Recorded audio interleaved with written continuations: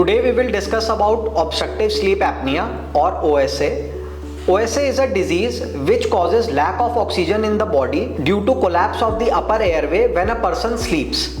Risk factor for OSA can be obesity, short neck, asthma, upper airway issues like deviated nasal septum, alcohol intake, smoking, CVS or cardiovascular disorders, and CNS disorders.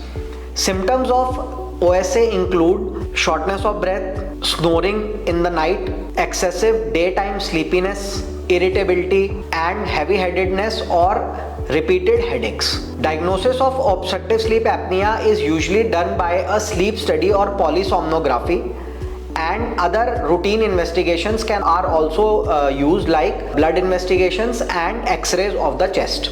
Treatment of obstructive sleep apnea includes sleep hygiene, CPAP or BiPAP machine, inhaler use if a person is suffering from asthma. Thank you.